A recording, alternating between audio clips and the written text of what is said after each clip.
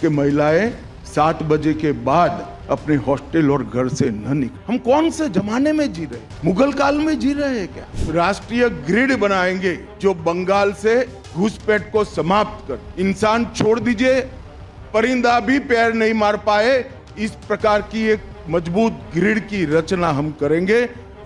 30 दिसंबर को अमित शाह ने आरोप लगाया कि पश्चिम बंगाल सरकार बांग्लादेशी घुसपैठियों को राजनीतिक लाभ के लिए संरक्षण दे रही है और इस मुद्दे को उन्होंने राष्ट्रीय सुरक्षा का मसला बताया। कहा कि अब सिर्फ बंगाल का नहीं, ये पूरे देश का मुद्दा है। जरा सुनिए। राष्ट्रीय ग्रिड बनाएंगे जो बंगाल से घुसपैठ को समाप्त कर देंगी। इंसान छोड़ दीजिए, परिंदा भी पैर नहीं मार पाए, इस प्रकार की एक मजबूत ग्रिड की रचना हम करेंगे और न केवल घुसपैठ रोकेंगे, सारे घुसपैठियों को चुन चुन कर भारत के बाहर निकालने का काम भी भारतीय जनता पार्टी की बंगाल सरकार करेगी। शाह ने यह भी कहा कि तमाम कोशिशों के बावजूद बांग्लादेश सीमा पर बाड़ेबंदी का काम पूरा नहीं हो पा रहा क्योंकि राज्य सरकार जमीन नहीं दे रही। उनका कहना है जहां अन्य राज्यों में बाड़बंदी सफल रही, वहीं बंगाल में ये काम रुक रहा है, जिससे अवैध लोग अंदर आते हैं। पूरे बंगाल की जनता घुसपैठियों से त्रस्त है। क्या कोई राज्य सरकार ऐसी हो सकती है जो घुसपैठियों की पनाहगाह अपने राज्य को बना दे? राष्ट्रीय सुरक्षा पर एक कितना बड़ा खतरा है, इसका जवाब बंगाल की मुख्यमंत्री ने बंगाल के चुनाव में दे। घुसपैठ रोकने के लिए उनके पास क्या योजना है? आर्टिकल 370 हटता है, वो विरोध करती है। सीएए लाकर बंगाल के शरणार्थियों को नागरिकता देने का हम कार्यक्रम करते हैं, वो विरोध करती है। और वो ठीकरा फोड़ते हैं कि बीएसएफ है, वो रोक नहीं रही है। ममता जी, मैं आज आपको इस सार्वजनिक प्रेस वार्ता में पूछना चाहता हूं कि कौन सी सरकार है बांग्लादेश की पूरी सीमा पर जो वाड़बंदी करने के लिए, बॉर्डर पर फेंसिंग करने के लिए जमीन नहीं देती है? अगर आप जवाब न दे पाए तो मैं ही देता हूं। आपकी ही सरकार है जो जमीन नहीं देती है, जिसके कारण फेंसिंग का काम समाप्त नहीं होता है। फिर भी भौगोलिक रूप से कठिन सीमा पर से कोई घुस कर आता है तो कहां जाता है? सबसे पहले बंगाल के गांव में जाता है। आपका पटवारी क्या कर रहा है? आपका थाना क्या कर रहा है? क्यों इसको अरेस्ट नहीं किया जाता? क्यों उस पर केस दर्ज नहीं होता? क्यों इसको वापस भेजा नहीं जाता? जवाब है क्या आपके पास? क्या बंगाल की मुख्यमंत्री जवाब दे सकती है कि असम में घुसपैठ क्यों बंद हो गई? त्रिपुरा में घुसपैठ क्यों बंद हो गई? गुजरात और राजस्थान की बॉर्डर पर घुसपैठ क्यों नहीं होती है?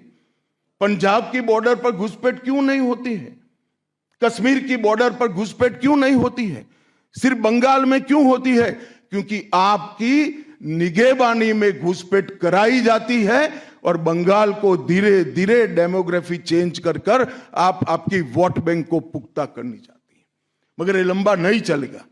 बंगाल की जनता अब जान गई है और इसके खिलाफ लामबंद भी हो रही है। और मुझे मालूम है अगला चुनाव घुसपैठियों को निकालने के मुद्दे पर और घुसपैठ रोकने के मुद्दे पर लड़े जाने वाला है, क्योंकि न केवल ये बंगाल का मामला रहा है। मैं आज बंगाल की जनता को इस प्रेस वार्ता के माध्यम से बताने आया हूं कि बंगाल की बॉर्डर से हो रही घुसपैठ सिर्फ बंगाल का मामला नहीं रहा है, अब ये राष्ट्रीय सुरक्षा का मामला है। देश की संस्कृति को बचाना है, देश की सुरक्षा को सुनिश्चित करना है, तो बंगाल की बॉर्डर सील कर दे, ऐसी देशभक्त सरकार यहां लानी पड़ेगी जो ममता बनर्जी नहीं कर सकती, केवल और केवल भारतीय जनता पार्टी कर सकती। शाह ने प्रेस कॉन्फ्रेंस को सीधे 2026 बंगाल विधानसभा चुनाव से जोड़ा।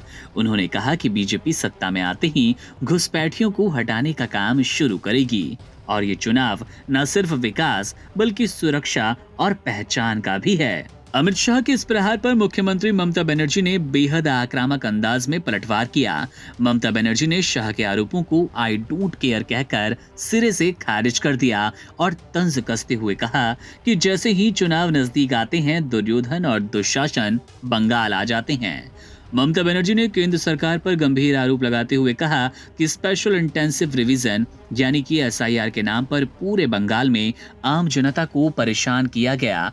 उन्होंने साफ किया कि केंद्र की एजेंसियां और नीतियां बंगाल के लोगों को डराने के लिए इस्तेमाल की जा रही है। ममता के इस जवाब ने साफ कर दिया कि आने वाले दिनों में बंगाल की राजनीति में जुबानी जंग और तेज होने वाली है। एक तरफ शाह बंगाल की विरासत को बचाने का वादा कर रही हैं, तो दूसरी तरफ ममता इसे दिल्ली का बाहरी हमला बताकर अपनी जमीन बचाने में जुटी हैं। इस टकराव ने 2026 के महासंग्राम की आहट जाहिर तौर पर तेज कर दी। Subscribe to One India and never miss an update. Download the One India app now.